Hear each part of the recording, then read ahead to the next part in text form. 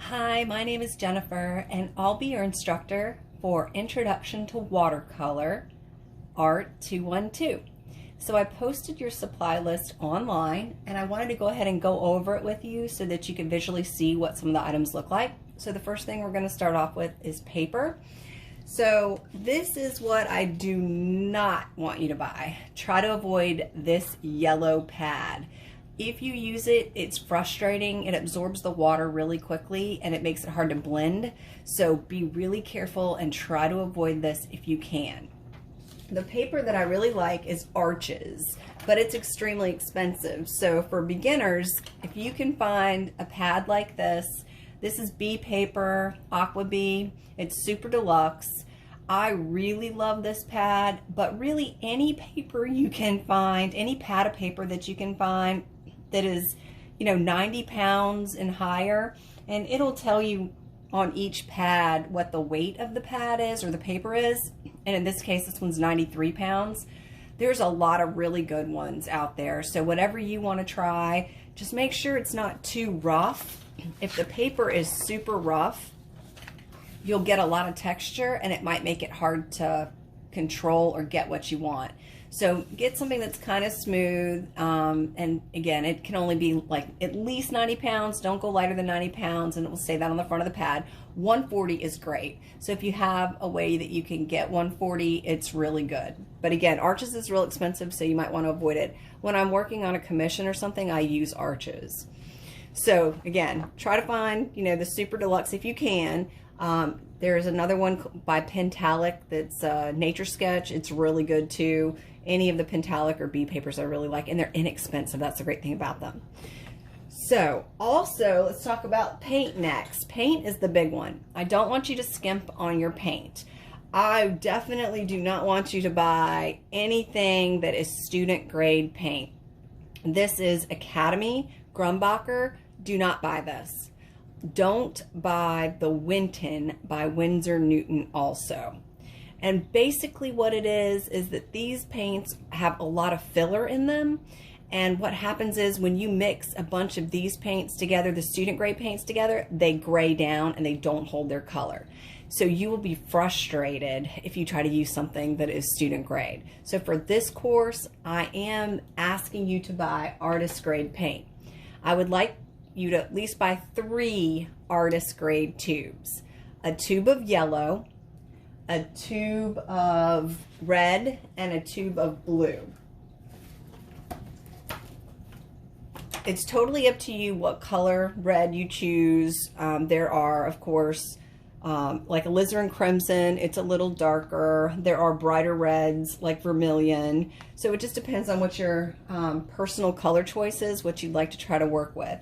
I really recommend the M. Graham paint. These are my favorite, and I use these a lot. I love Holbein. This is my travel set for Holbein. It is gorgeous. It's real expensive though, but at least it does have the individual tubes in it. So if you wanted to get something that had actual real tubes of paint in it in a set like this, you could. But again, watch the price on that. These are anywhere from like $7 to $10 each, the tube. One tube will last a whole semester. So you want to at least pick 3. Anything over the 3 that I told you, the primary colors, they are great. There's some beautiful colors out there. That's totally up to you. So thought I'd show you real quick just some of the other colors that I really like in the Graham. This is Permanent Green Pale. It's a really nice color. This is Opera Rose, Scarlet Pyrrole, Neutral Tint, Hooker's Green, Cobalt Blue. I love that color. Let's see. This one is Turquoise, Cobalt Teal. This one's really pretty. This is Anthra Blue. I really like it. It's a really good mixer, and if I were going to pick one blue, I would probably go with the Anthraquinone Blue. You can add water to it and lighten it, and it's kind of dark right out of the tube, so it works really well. You can also add a little orange to this and get like a really smoky gray color, so it's really nice. There's also like red iron oxide and some of those other colors like that. but I just wanted to give you a look at what some of these colors might look like mixed out. Okay, after paint, we want to talk about brushes. So with brushes, you know, I think with the paint, you really want to make sure you get high quality paint. On the brushes, you know, I think you can get inexpensive brushes as long as they're the right kind of brushes. And what I mean by that is these are soft bristled brushes. So when you feel them in your hand, they're really soft to the touch. The bristles are not thick. The paint goes on smoothly. You want to avoid getting something like this, which has rough bristles on it. This leaves brush strokes. And you can also see this one's long handled, which means it's generally for oil and acrylic. Generally watercolor brushes or short handled brushes. That's also another trick to look for. As long as you're looking for like a Taklon, a gold Taklon, or a white Taklon, they're inexpensive and I really like those. For this class, I want you to get at least a 1/1" brush and at least 2 rounds. I think that's a really good place to start. And again, the brushes don't have to be expensive, but you don't want something that's so small that you're always adding strokes. So make sure that you get a brush that's big enough that you can lay down a stroke and it holds. So I'm going to show you the differences and talk to you a little bit about the different brushes. So if you go to the store, you're not like, I have no clue what's going on here, because there are a lot of different terms for them or names for them. This one is called a wash brush, and this one is a stroke brush. They're both 1" brushes, but you can see the stroke brush is a little taller on the top. I like the stroke because I can break it apart. I can put it in water and I can break it apart like this, and I use it like a fan, and that's how I create all the marsh grass in most of my paintings, is with the stroke broken open. So I really like the stroke brush, but that is your personal preference. Stroke versus wash. These are rounds, just like they say. This is the ferrule of the brush, and this is the handle of the brush. So the only thing you need to make sure that you're careful of with your brushes is that you do not leave your brushes upside down in the water like this. If you do that, what will happen is water will get inside here and it'll make the wood expand. And when that happens, it makes the ferrule come out. It moves the metal. And what will end up happening is you'll end up with a slightly loose handle. So just to make sure your brushes last for the whole course, try not to drown them upside down and let them sit in the water for too long. Okay, so we looked at wash, we looked at stroke, we looked at the round. And again, I recommend that you have at least 1/1" and then, you know, varying sizes of rounds, like maybe one large round and maybe a smaller round that has a point. So basically these are flats. You can see they're flat across the top and the sides. These are rounds. We also have something called a filbert. This is not a watercolor brush, but it's the same concept. So here you can see that it's straight on either side and then it's rounded at the top. That is known as a filbert. There's some other kind of cool brushes that we have for watercolor. This one is an angled brush, and you can see here it just has an angle to the top of it. And then, let's see, we have something called a rigger. So this is known as a rigger. I'm going to move this out of the way so you can see this a little bit better. And you can see it's really long. And we would use it to get a really fine, long line. This one's known as a fan brush, and you can see, just as it implies, it's shaped like a fan. This one's kind of fun. It's called a cat's tongue. And if we look at it, it looks kind of like a filbert we just looked at, except it's actually pointed at the top. And it's called a cat's tongue. And the other fun one for watercolor that I use sometimes is the dagger. This is known as a dagger. It's also like a pinstriping brush, and it makes really long, thin lines too. So again, you only need a 1-inch and 2 rounds for the class. But if you're in the store and you see something that looks kind of fun, you want to check it out, definitely try new brushes if you see something that you really like, you think you might be interested in. The next thing you're going to need is a palette.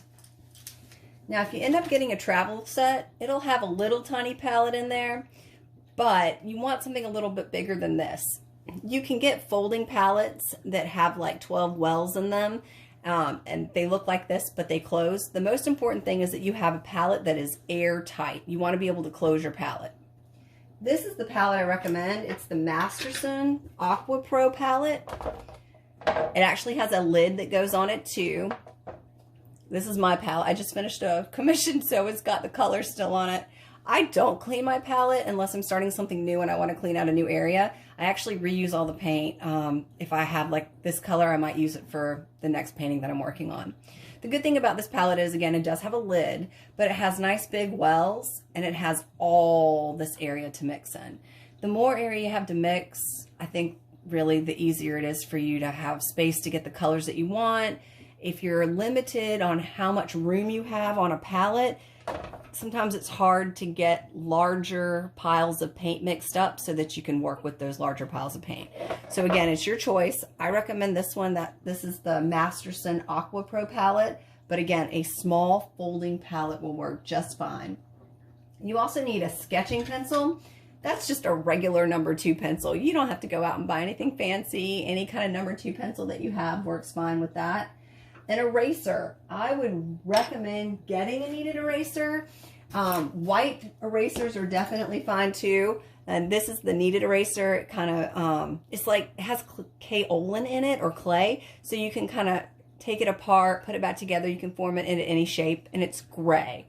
So at least one eraser. I highly recommend the kneaded eraser. The white design eraser is always good too. And it doesn't matter what shape the white design eraser's in, but it's definitely better probably for watercolor to have that kneaded eraser.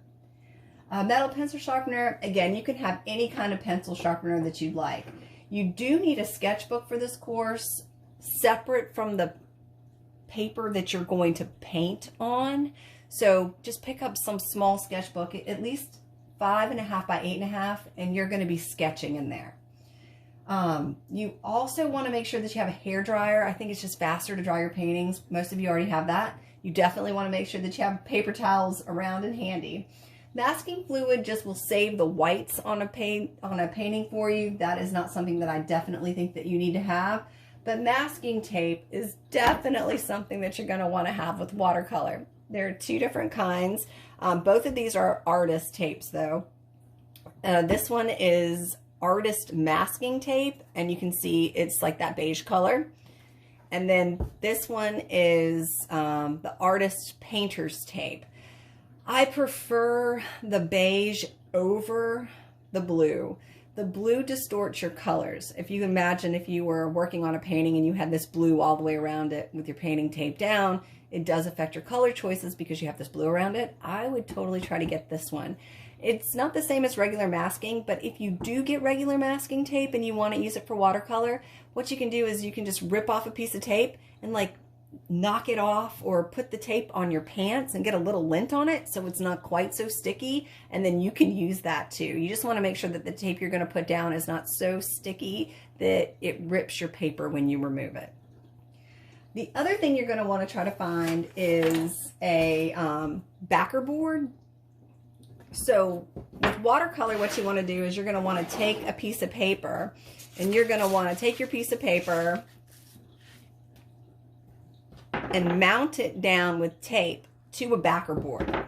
And this is just the back of one of those pads, and that works perfect. If you have, it just needs to be something rigid that when you start putting a lot of water on the paper, won't buckle, and it'll hold the paper flat.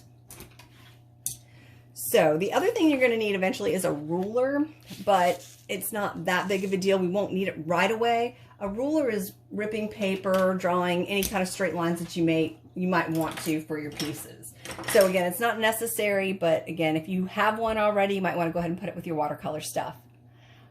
I would recommend going to Coastal Art Supply for your supplies if you're local. She's in Beaufort. She can help you actually find, exactly what you need. She knows my list.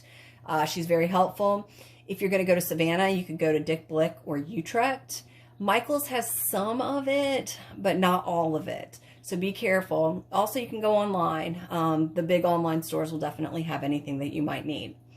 If you have any questions about the supplies, definitely send me an email.